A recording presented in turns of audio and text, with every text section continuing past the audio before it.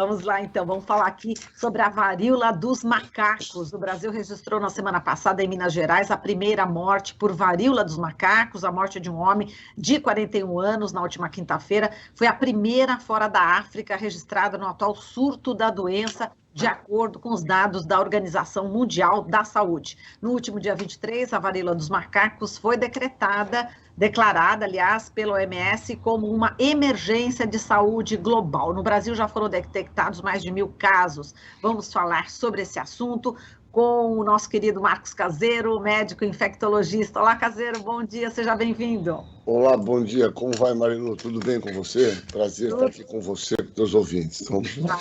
Prazer é o nosso aqui, Caseiro, tudo certo. Mas vamos lá, Caseiro. Bom, essa morte ocorrida em Minas Gerais, né, foi considerada a sexta no mundo, né? A sétima morte foi declarada na Espanha, a primeira na Europa, portanto, foram já 3 mortes que já tinham sido registradas na Nigéria e outras 2 também na República da África Central. Nesse momento, aqui no Brasil, como é que você avalia a atitude, né, do Ministério da Saúde em relação à varíola dos macacos, tendo já o nosso histórico, né, que já sabemos em relação à pandemia da Covid-19, Caseiro?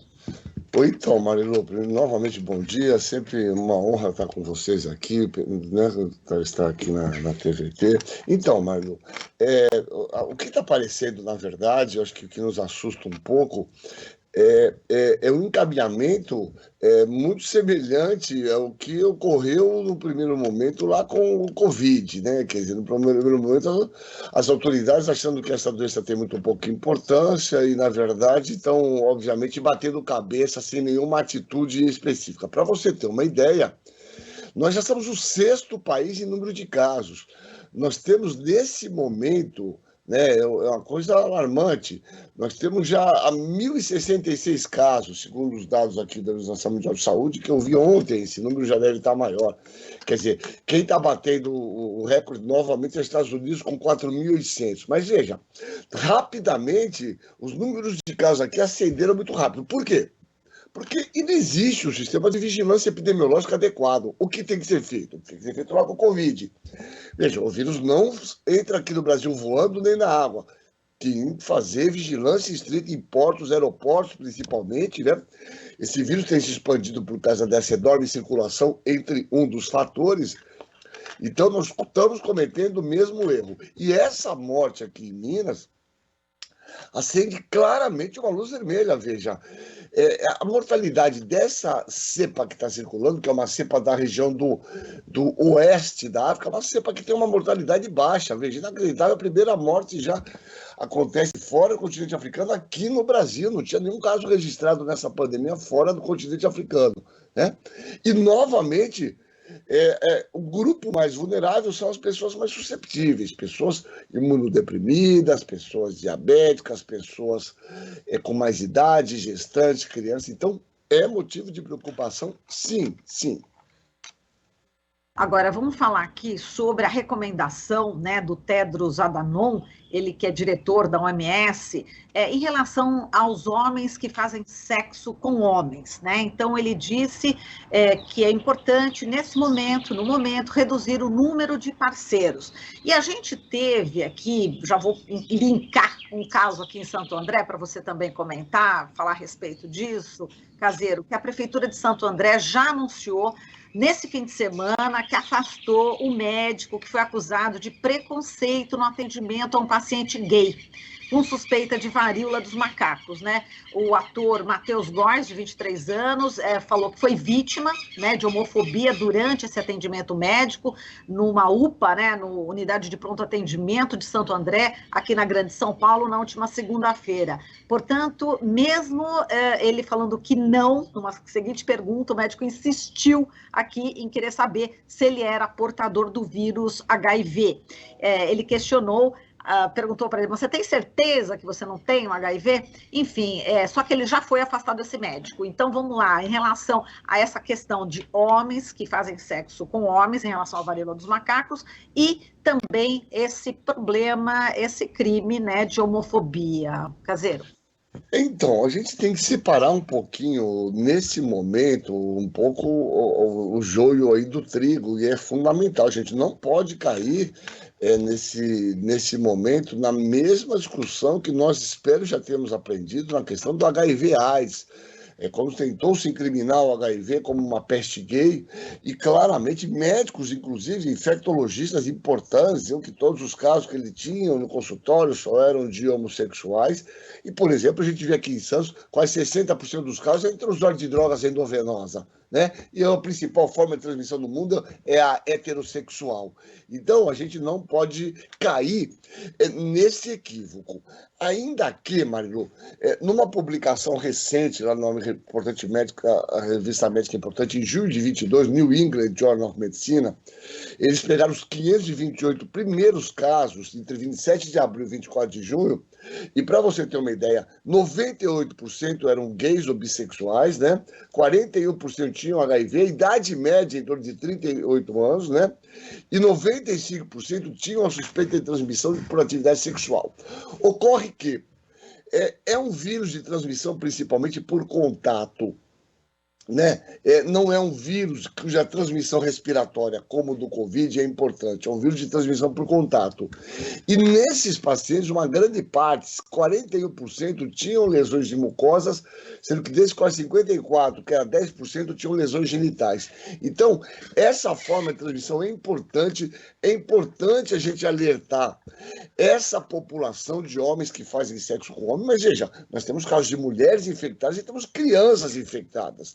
É uma doença de transmissão de contato, já nós teremos profissionais de saúde, então a gente não pode entrar em maneira nenhuma, isso é absolutamente secundário.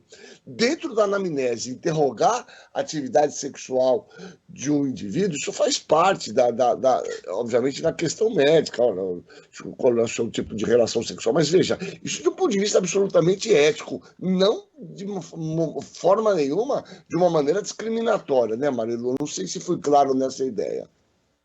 Foi claríssimo, Caseiro. Quer dizer, uma coisa é você perguntar, né, desse ponto de vista técnico, até de forma bastante respeitosa, não é isso? Sempre. Como é que você que está lá, né, nesse atendimento, como é que você perguntaria, o Caseiro, para a gente deixar bem claro? Quer dizer, Veja, sem fazer caras e bocas, não é isso? Marilu, veja, isso a gente tem que considerar hoje como uma questão absolutamente normal. O que a gente tem que entender é que dentro de uma história clínica, que eu digo para os meus alunos, a gente tem dentro da medicina que a história clínica, ela faz praticamente 70% dos diagnósticos. Então, uma história bem colhida é fundamental, chama-se relação médico-paciente. Existem livros, tratados. Então, você pergunta, olha, qual é a sua orientação sexual? Claramente, você é hétero, é gay, bi, até fazer esse...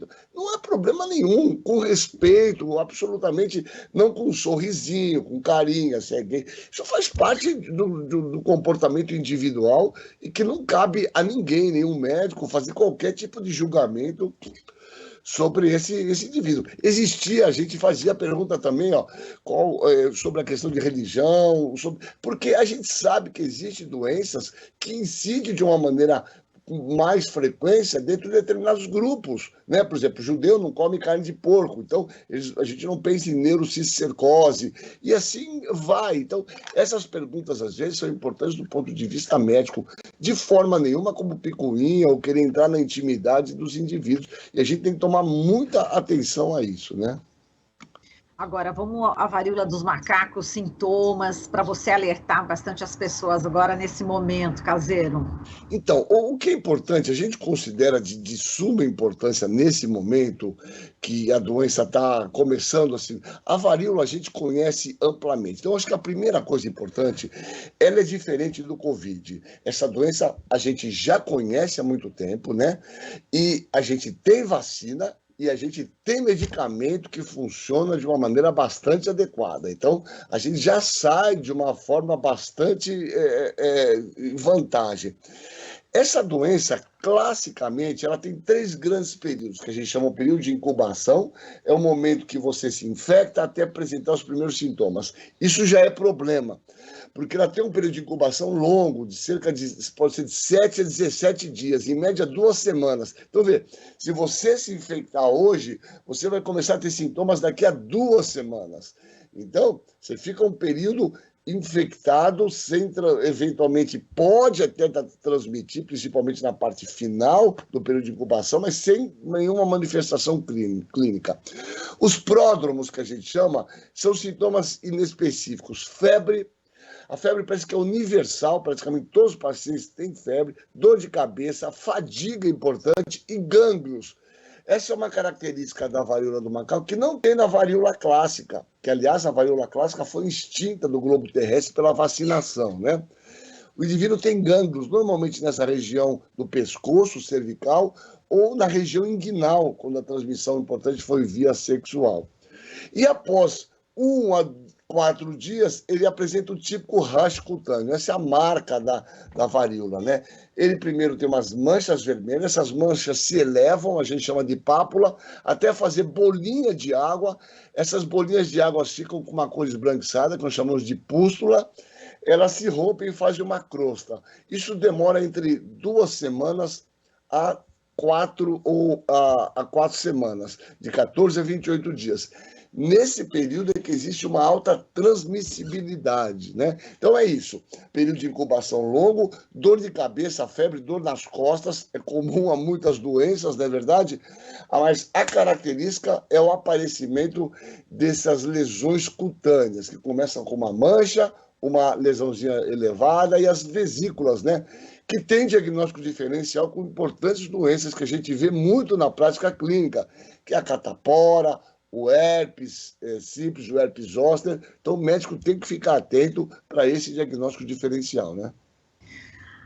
Caseiro, agora o OMS destaca, né, que existe aí um antiviral que se chama Tecovirimat, né, não sei se eu falei certo, que foi desenvolvido ali, parece, para tratar justamente a varíola dos macacos, já foi liberado pela Agência Europeia de Medicamentos, mas não está disponível de forma ampla. Eu queria que você falasse em relação à dificuldade, né, de se ter esse remédio e também a vacina, né, que parece que ainda a recomendação não é a vacinação em massa, né, Caseiro? Na verdade, de maneira nenhuma, e me parece que de alguma maneira nem será. Na verdade, você tem um estoque regulador dessas vacinas, porque, na verdade, existe uma vacina de varíola que protege contra todos esses vírus. Você tem 3 grandes grupos de varíola. A varíola clássica, né, que o planeta erradicou essa doença através da vacinação. A varíola foi considerada extinta do globo terrestre em 73, né, pela vacinação, e a varíola é uma doença grave, que tinha uma mortalidade de 30%. Então, alguns países, Estados Unidos e Rússia, mantêm um estoque regulador de vacina. Hoje a gente admite que a Organização Mundial de Saúde, em Genebra, e esses 2 países devem ter em torno de 30 milhões de doses que eles mantêm essas vacinas, né, para imunizar numa situação de emergência. Foi muito discutido a possibilidade de uma guerra biológica, e o vírus da varíola seria um vírus ideal, né, porque ele se dissemina muito fácil e tem uma alta letalidade. Então, de cara, nós temos já uma droga da White, né, que é o Drivax, 30 milhões de vacinas que tem disponível. Certamente, os Estados Unidos já discute isso, de imunizar populações mais vulneráveis de maior risco, profissionais de saúde, né, pessoas que lidam com a doença e trabalhadores de laboratório, e se discute eventualmente populações mais vulneráveis, como homens que fazem sexo com homem. Essa é uma discussão. Você tem medicamento, né? Da vacina, além dessa vacina de regulador, você tem pelo menos 4 vacinas licenciadas pela Organização Mundial de Saúde. A Gineus, tem a Mivane, a CAN 2000, você tem 4 vacinas. Sabe que um dado interessante das vacinas é que a vacina pode ser utilizada até 4 dias após o início dos sintomas. Então, se você pegar um indivíduo com os sintomas iniciais e você vaciná-lo, essas vacinas vão ter bastante úteis para evitar a progressão da doença. Então, a vacina pode ser utilizada até no momento da doença. E os medicamentos, a gente tem basicamente 2 terapias licenciadas, né? Um é o Tecovirimat, né, que é o Tipox, que é um medicamento bastante interessante, usado para varíola, para monkeypox, para cowpox, né?